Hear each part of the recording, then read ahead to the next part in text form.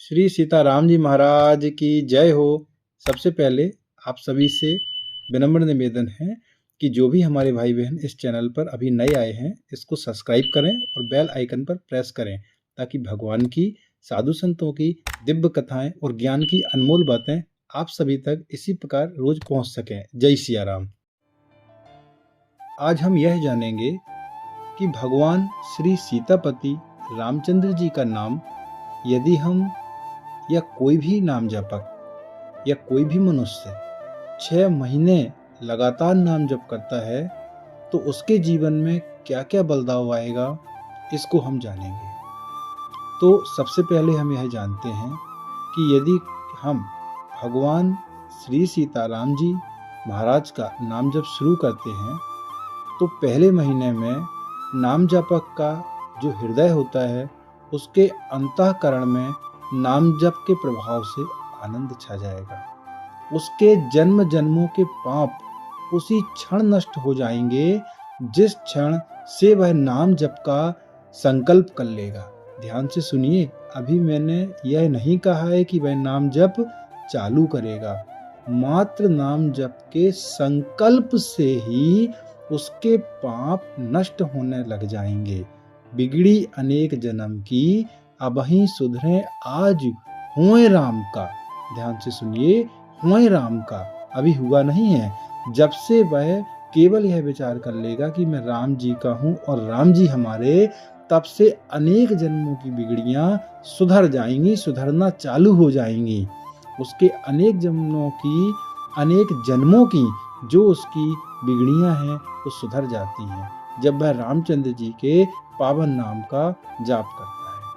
नाम जप करते करते जापक जब दूसरे माह में पहुंचता है तो उसको प्रत्यक्ष अनुभूति होने लगती है कि भगवान श्री रामचंद्र जी उसके हृदय में बैठ गए, क्योंकि उसे अपार आनंद आता है। उसे इस आनंद का अनुभव होने लगता है। और ये अनुभव से कैसे होता है? उसे हर प्राणी में, हर जीव में उसे राम दिखाई देने लगते हैं। उसे सारी पृथ्वी, वह जहाँ देखता है उसे रामचंद्र जी दिखाई देते हैं। उसका दृष्टि दोष समाप्त हो जाता है। नाम जप करते करते जब जापक तीसरे माह में आता है तो उसकी चेतना का अत्यंत विकास हो जाता है। वह चेतना के सर्वोच्च शिखर तक पहुंच जाता है। नाम जप करते करते जब वह लगातार नाम जप करते करते चौथे माह में प्रवेश करता है तो अब उसके साथ में अनेकों दिव्य घटनाएं घटित होना प्रारंभ हो जाती हैं। ध्यान से सुनिए, उसकी कुंडली का विकास होने लगता है।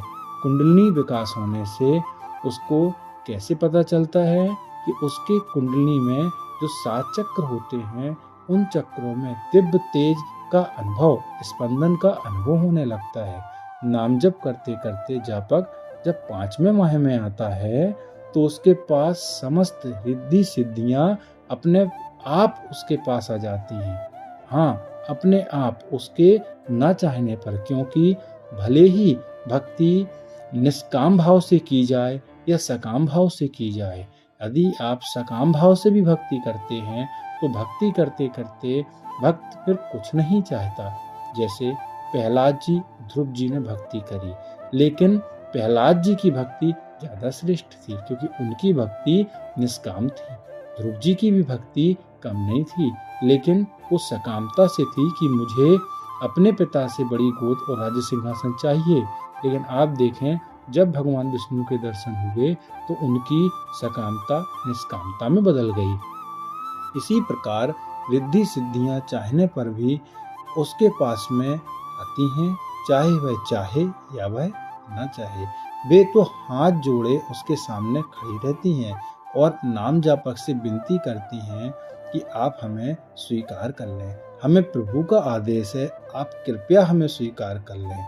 लेकिन वह तो प्रभु के नाम में दीवाना होता है, तो इन सिद्धियों से उसे क्या लाभ, उसे क्या लेना देना।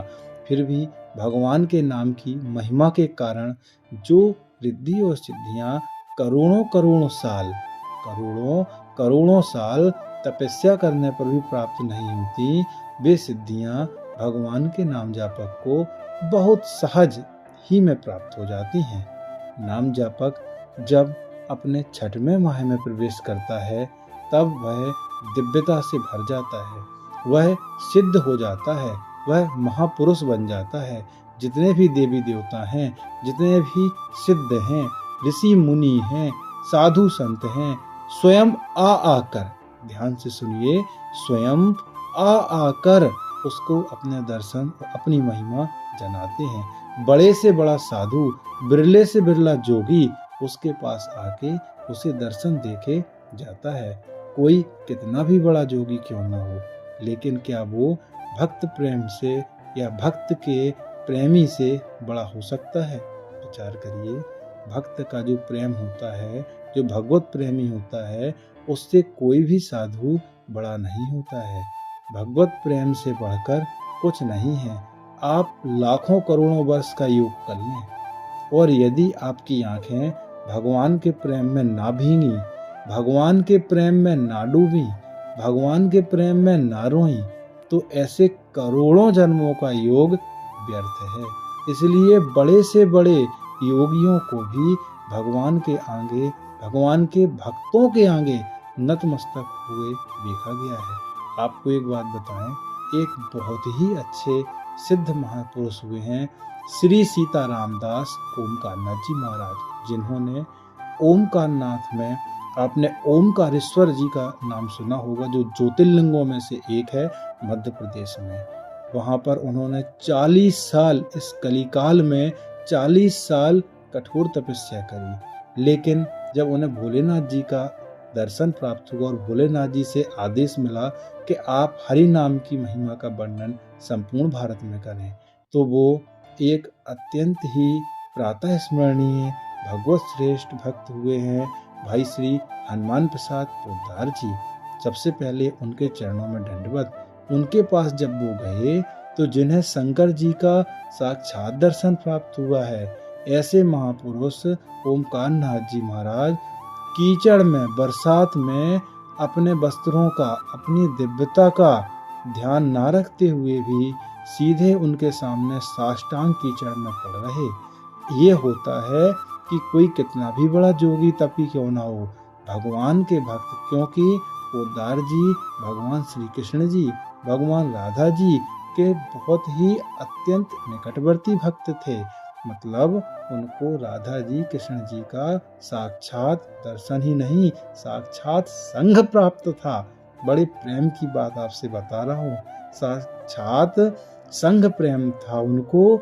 इसीलिए वो भगवान की महिमा, भगवान के भक्त की महिमा जान गए और अपने को भोलेनाथ जी के दर्शन होने का गर्व या पद का अभिमान बिल्कुल न करते हुए भी, अभिमान शून्यता रखते हुए साष्टांग उनके पांव में डर रहे। तो आपसे यही निवेदन करूंगा कि आप भगवान के नाम में लग तो जाइए, ऐसा विचार तो कीजिए कि मैं भगवान का नाम जब करूंगा उसी क्षण आप सिद्ध हो जाएंगे, उसी क्षण आपके सारे काम बन जाएंगे। आप यदि सकामता से भगवान की भक्ति करना चाहते हैं तो करिए।